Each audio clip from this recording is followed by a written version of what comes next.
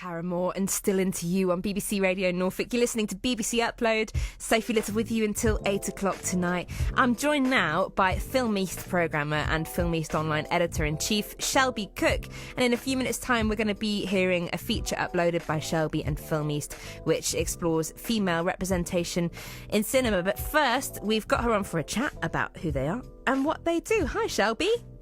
Hi, how are you? So good, and really excited to have you on the show. So thanks for joining us on BBC Upload tonight. No worries, we're so happy to be here too. Can you tell me a bit about yourself first? Where does your love of film come from? I actually I finished my MA at UEA, so I did that in film studies. So essentially, I know you guys were talking about Harry Potter earlier, and essentially one of my favorite films growing up was Harry Potter. Nice. And I sort of, from that, sort of developed a strong love for British cinema. So that's sort of how I ended up at UEA studying British film, and that's really one of my biggest passions. So it's sort of like, I always say, it's like the gateway. Harry Potter was the gateway into like real British cinema. So so that's sort of how I got into it, and then I just sort of really grew up with cinema, and it's always been sort of in the back of my life. It's always been a big part of it. So besides Harry Potter, what other kind of film experiences did you have in that upbringing? So I think a lot of it really, particularly with British cinema, stems back to like when I first found like social realist films. Okay. So I remember I was definitely way too young to be watching a lot of these films. But, I was probably about 12 when I first watched the Ken Loach film. So it was The Wind That Shakes the Barley. It's about the Irish Revolution.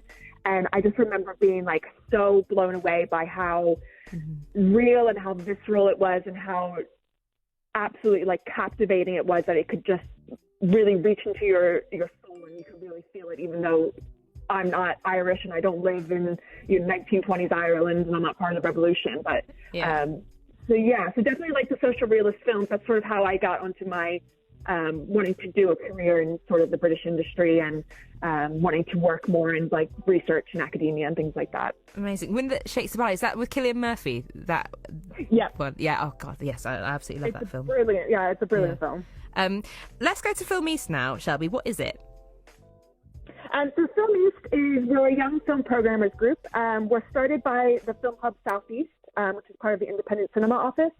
And we're facilitated in Norwich by a arts group called Reel Connections. And essentially what we do is we put on screenings for an audience around 16 to 30 who are interested in cinema, and we really want to get them into the actual cinema instead of watching films like on their laptops or at home. We want to get them into that community feeling of the real amazing opportunities you can have when you watch a film in the cinema. So that's really where we ground from. And then from there we have an online thing that sort of built out of lockdown and being able not to go to the cinema. We sort of started an online writing blog, which is an opportunity for young people or up and coming film writers to really get the chance to write analytically about film and to think more critically about what they watch and the media that they consume and how it impacts them socially and as individuals. So we have open submissions for people to submit articles. They're more longer forms. They give people the ability to read deeper into what they're interested in cinema and how it influences them as a person and as a community and as a society. Amazing. Shelby, can you tell us, you've uploaded a discussion tonight. Can you tell us, we're going to play it, but we're going to have a little musical interlude first. Tell us a bit about what we're going to be hearing. Yeah, absolutely. So one of the big conversations that is going on in the film world, and a lot of people know it because of the Me Too movement, is the representation of women on screen. So there is probably only about 5% of filmmakers working in the industry are women. So it's a very small minority of representing women accurately and honestly on screen. So what we talk about in our discussion today is one of probably the bigger female filmmakers at the moment, which is Greta Gerwig. And you probably know her from, she recently released Little Women, which came out at the beginning of this year, and then last year as well. And then what we talk about is her film Lady Bird, which was her first directorial debut. And I really talk about how Greta is able to capture the essence of what it is to be a teenager growing up and a female, and really make that sort of the everybody experience and allow it to transcend gender and just really talk about identity and not be so held up on gender, but to really represent what it is to be a person in this very modern world. We're so excited to play this on the radio. It's a beautiful, in-depth discussion, and we will play it in a few minutes' time. So stay with us, Shelby. We're going to have a musical interlude first from Self-Esteem. This is a track called The Best. Self-Esteem and The Best on BBC Radio Norfolk. You're listening to BBC Upload with me, Sophie Little, and I've just been chatting to Shelby Cooke from Film East. Hi again, Shelby. Hi, how you doing? Yeah, all good, thank you. And just wanted to say thank you so much for uploading the discussion that we're just about to play, and really hope that you and your colleagues might upload more as well. We've enjoyed it and we're excited to play it out right now. We definitely will. We're very excited to be on, and we'll come on as much as we can. We'll milk it as much as we can. That sounds good to us. Shelby, thank you so much. We're going to have a listen to it now. Hello and welcome. My name is Shelby Cooke. I am a programmer and the editor-in-chief at Film East. And today I'm joined by my fellow programmers Neve Brooke, Sarah Lapanova, Denzel Dean, and Alex Smith to discuss Greta Gerwig in her first independent feature film, Lady Bird. This segment is part of Film East, a Norwich-based young film programmers group, supported by Reel Connections here in Norwich, and on a wider scale by the Film Hub Southeast. So we figured what would be a good way to begin these sort of Film East segments that we're having is to have the conversation about something that's been very prevalent within the film industry and within the conversation of not only film but art sector in general, and that is the representation of women within the industry. Since the rise of the Me Too movement, this is obviously a discussion that has been much more prevalent within the film industry in particular, and is something that should really be discussed far more than what we're going to do here today, but this is going to be a brief introduction to it. So a good place to start with this conversation is to talk about the film director. So please do enjoy our conversation on the film director and Greta Gerwig. So just to give you some background about women in the film industry. So if we look at how films are made, the director serves as sort of what we would call like the big boss on the film set. So they're essentially like the CEO of the film production. They make a lot of the decisions and determine the artistic vision for the film. Women accounted for about 12% of directors working in the top 100 grossing films in 2019, which was up from 4% in 2018, but only about 13% of directors working on the top 250 films in 2019 were women. So over the big scheme of the industry, we can look at the Oscars, which is one of the most important aspects of how films are rated within the critical sphere. And only 5 women have ever been nominated for Best Director at the Oscars, with Catherine Bigelow being the only one to win for Hurt Locker. And then, of course, one of those women that have been nominated is Greta Gerwig. So she started her career off as an actress. She's essentially known for playing what is called the mumblecore genre, so really embodying this sort of millennial woman. Her films are really classified by naturalistic acting and dialogue, improvised performances, and are more of a low budget. She moved into screenwriting as well as acting, and is best well known for her film that she co-wrote, Frances Ha and Mistress America, with Noah Bachman. And then in 2016, she turned to directing, where she directed her first independent feature film, Lady Bird, which was released in 2017, and subsequently was nominated at the Oscars and made her one of the 5 women to be nominated for Best Director. So to open up the discussion, I think what would be the best way to start is to think about why are Greta Gerwig's films, which sort of embody a very feminine, liberated, modern woman who essentially is sort of like the American Phoebe Waller-Bridge. Why is that important to the representation of women on screen? And why is that something that we should be celebrating in the film industry?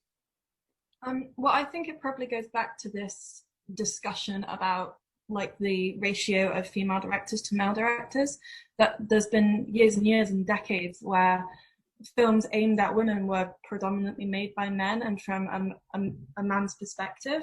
And so although that's all good, it doesn't necessarily have the best insight into what it is like, say in a film like Lady Bird, growing up as a teenage woman, like trying to figure out their sexuality, trying to figure out and navigate high school and social situations.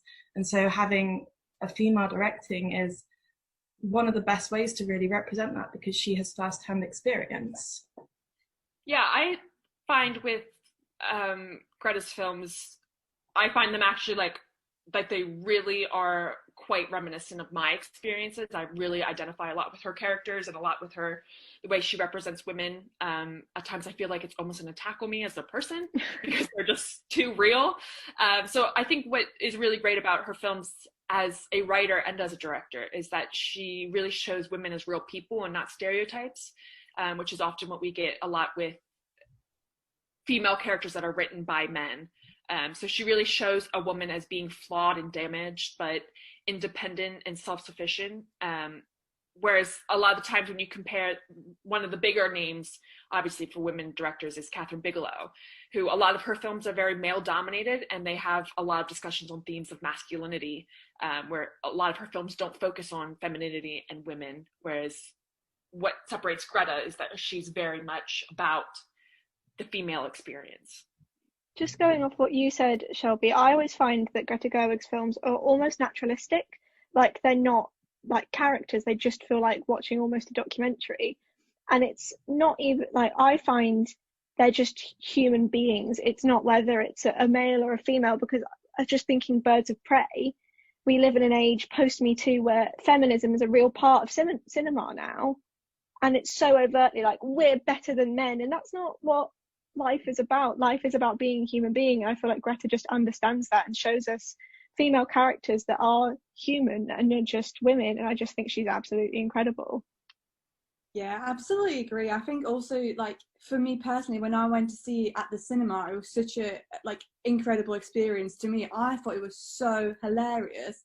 And then, like, being the nerd that I am, like coming home and looking up reviews and stuff, I think there are a lot of like negative reviews about it, either like, you know, being a bit like slow because it's like a slice of life type thing, and also about like Lady Bird being like obnoxious and really unlikable. And I'm like, well, that's amazing. Like, I really loved that. Like, when I was her age, I was equally obnoxious. And like you said, Shelby, like, I really relate to that experience and to that representation of like friendship and stuff as well. Like, that the friendships that she has with are really complex and they're not perfect, and she can be a really awful person sometimes. But yeah, I think she's really good at like showing you what teenage girls like think and go through.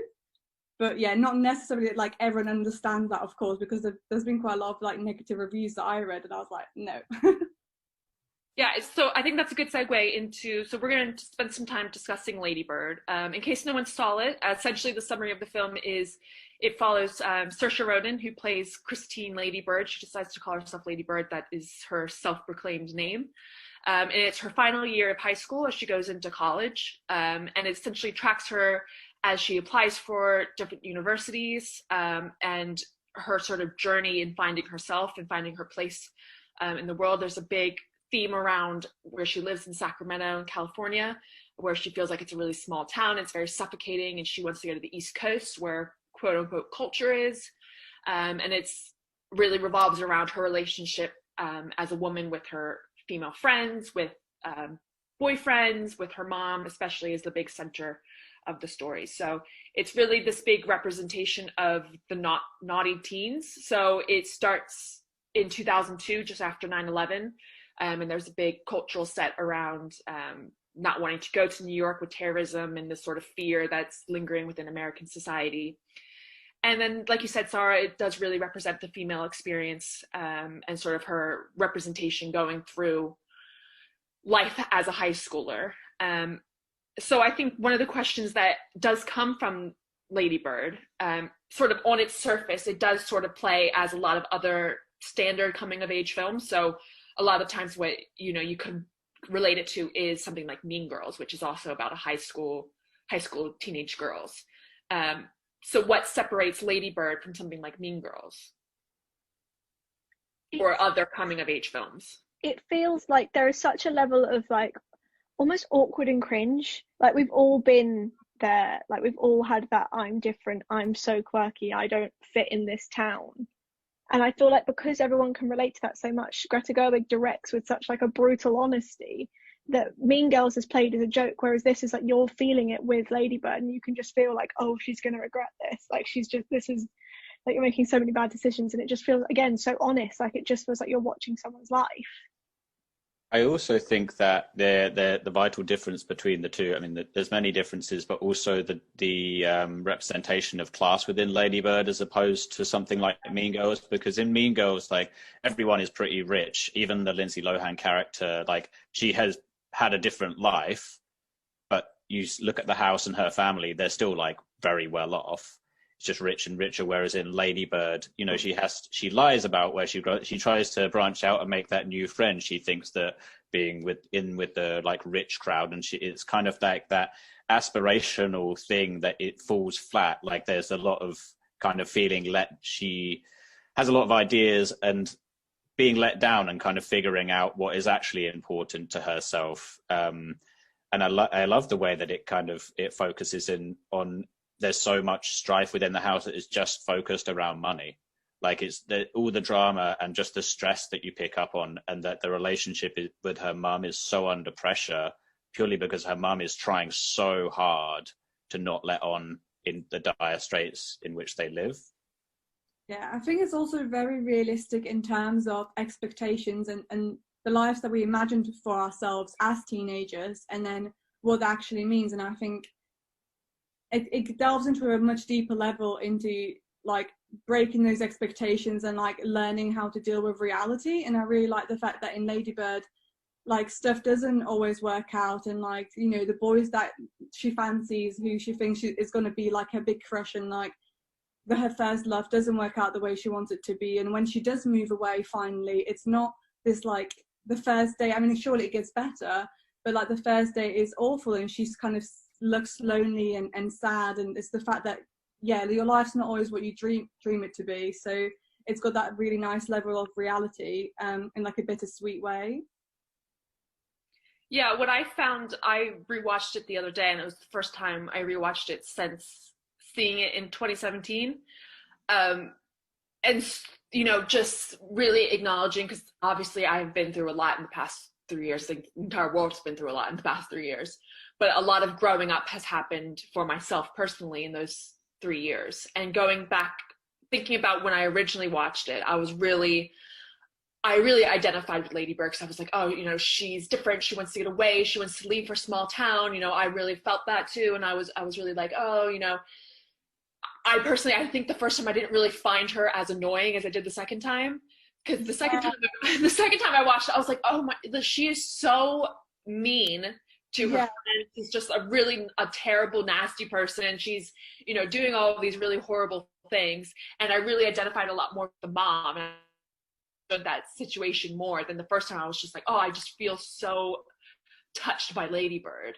And I really appreciated that sort of ability to watch the film again at a different age and really be able to identify with the story in a different way, and be able to appreciate what Greta did with not only Lady Bird's story, which makes you reflect back on who you were as a teenager and say, oh, you know, I was that same way. I was kind of like really horrible. I was really mean. I thought I was cooler than I was. And, you know, being cool isn't what it's all about. And then you look back and you see the mom, and she's a therapist, and she's trying to help the theater teacher from the school, one of the priests. And, you know, you just like that scene really hit me, because that was something I didn't remember happening the first time I watched it.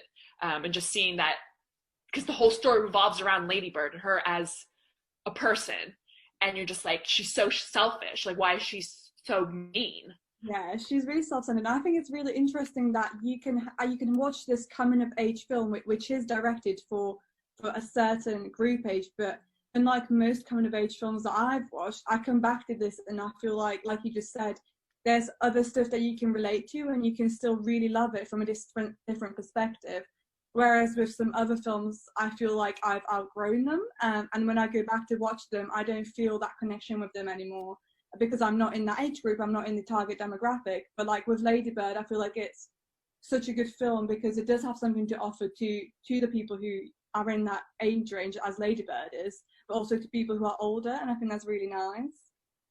It definitely evolves with each time you watch it. And I'm like you, Shelby, I rewatched it today, but I hadn't seen it since when it first came out. And it's exactly what you said. It's such a different film. And in the past few years, I've gone through a lot with my own relationship with my mother. And I watch it and I just want to... I completely see where both of them are coming from. And I think that's really interesting, because I try and think of other films where I see such a vulnerable mother who's trying to figure it out just as much as her teenage daughter, and not many come to mind. And I think that's really important. She's the mother isn't being held to this high standard where she has everything to figure out too, because she just so happens to be of a certain age. She is just as vulnerable as her daughter, but just has to hide it and hold it together a bit more.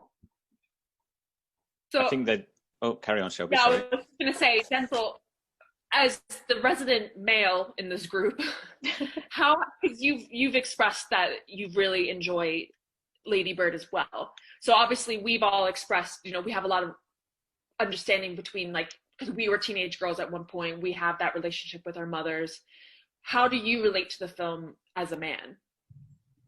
Well, as a man, no, I think definitely I experienced it very differently the second watch as well. I remember when I first watched it when it came out, I kind of liked it, but I wasn't super keen on it. But I think this time, like you've all said, there were things in it which I just didn't pick up on at all.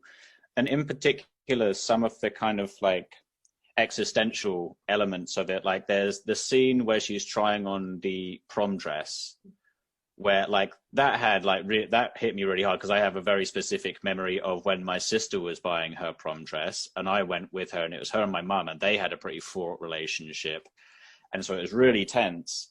And she was putting the dress on and she had like the bag of the extra buttons and stuff hanging off the back, and I said, "What's that?" But because of the tense nature of the situation, she thought I was talking about her stretch marks and started going like absolutely mad at me. So that whole situation in that was very affecting for me, but also in that where she turns to her mum and says, "Do you like me?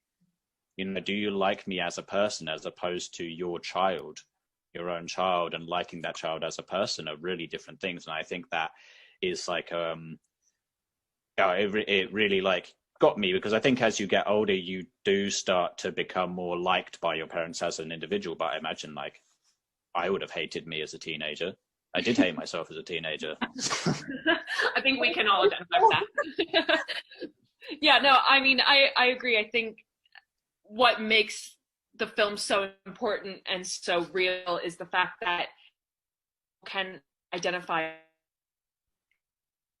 females, and it's it's sort of what the classic story's been told. It's through the male lens, and women have been told that they just have to identify with the male story. That's so universal, and so many people can understand having, a relationship with their parent that's a little bit difficult or a little bit different, despite the story itself being told from a teenage girl's point of view. Does anyone else have anything final that they would like to say about Lady Bird? I have one final thought that I've been trying to work out how I could squeeze it in, but I don't know if it came up well enough. I love that even though Lady Bird can be extremely, extremely unlikable throughout, there are moments of vulnerability, especially when she's speaking to her sort of boyfriend, when she's like, "Oh, I don't like your mum, but my mum's a nice person, don't speak about like my mum." Like, even though they don't like each other, she's so fiercely protective of her mum, and she so cares for her so much that it gives her the sort of like, it like calms her down. You relate to her more because she's not just this selfish person. She just can't cope with how she's growing up at the moment. I think it's a really lovely little extra thing that Gerwig added to make her sort of relatable and kinder than she comes off. Even though your mom drives you crazy, you still love her. Yeah. You're like, "You don't talk about my mom." I think we can all agree that Timothée Chalamet's character is really horrible. Oh. And I think as you get older and you rewatch it, you're like, wow, that is not the type of person I want to hang out with. All right, so I think that concludes our discussion for today. Hopefully you have enjoyed it, even though it was very brief. Obviously, this is a very big topic with a lot of different nuances and ways of exploring it. So if you are interested in learning more about Lady Bird and Greta Gerwig in particular, you can visit our website to read the article that we have recently posted about Lady Bird, as well as other articles related to the topic of female representation in film. If you are interested in contributing to our film and television blog, you can visit film-east.com/submissions for more information about how you can contribute. To learn more about Film East and the young film programmers in general, you can visit our website, film-east.com, or follow us on any of our social media. So that would be just Film East on Facebook, and then at films_east, so that's films with an S, on either Twitter or Instagram. Again, we're Film East, a Norwich-based young programming group. We're supported by Reel Connections and part of the Film Hub Southeast, Young Film Programmers Network, and the British Film Institute Fan Network. Well, thank you so much to Shelby Cooke and Film East for their discussion about the representation of women in film through the lens of Greta Gerwig's 2017 film Lady Bird. And if you were sitting there listening to that and thinking, this is like how me and my family or me and my friends discuss film or TV shows, and you got kind of inspired by that, you should just sit down, turn on your voice notes on your phone, or like Film East, you could record over Zoom and send them in to us at bbc.co.uk/upload. We'd absolutely love to have them on the show.